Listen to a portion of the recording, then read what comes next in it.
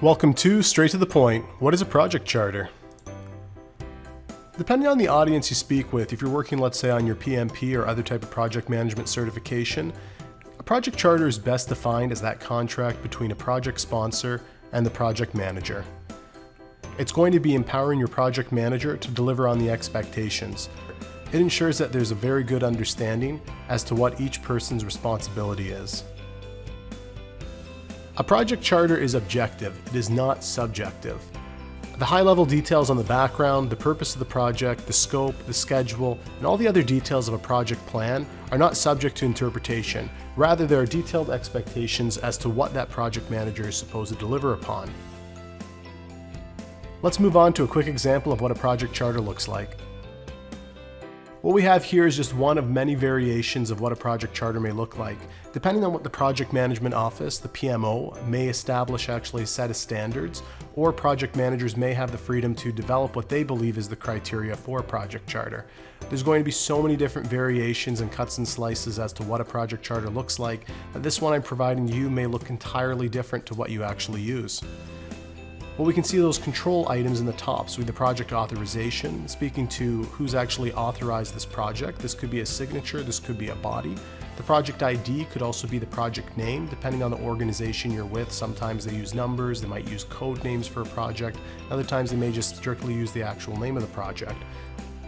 And a high-level description is the third item in the top, which will detail out for us what exactly that project charter is trying to capture. And the project description, which is the last item, which will define at a high level what the project's about. The next set is referring to just communications and individuals that are going to be stakeholders as well as owners throughout this project. And that executive sponsor is that person who really wants to get that project done, and they're usually going to be taking care of financial barriers for you. Your project champion is going to be somebody that moves forward and ensures that you get all your stakeholders on board. If there's any type of barriers or hurdles, your project champion as a project manager is going to be somebody you go to that's going to help you break down those barriers. Process owners is referring typically to your operations partners. These would be the people that would be most likely impacted by the change of the project, so you definitely want to keep close with them and ensuring that they're on board and they're fully bought into what the plan is move forward. And the project manager, and this could potentially be you if you're creating the project charter, or this could be somebody else in the organization. The next set of boxes are going to be speaking around what a little bit of those targets are. So what's the opportunity statement? And the opportunity statement is speaking about the gap in the organization, potentially the gap in a process as well. What are your quality, your delivery, and your costs, so your triple constraint? So what are the expectations in terms of a quality item at the end? What are the level of defects?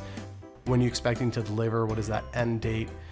What is the cost as well? So what's maybe your total budget?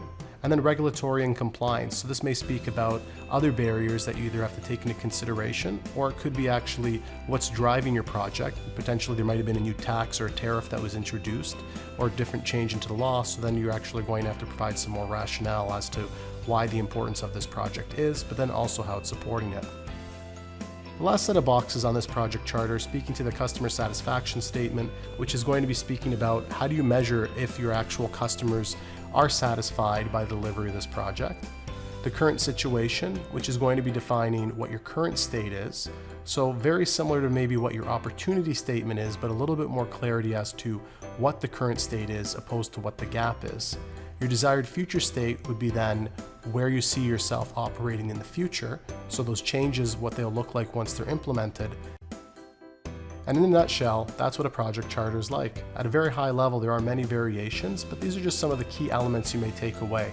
What's really important to note is that this is a contract between the project manager as well as your executive sponsor, so it's empowering your project manager to deliver upon the project.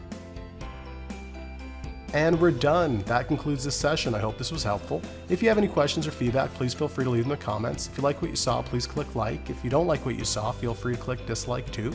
And don't forget to subscribe. Thanks so much.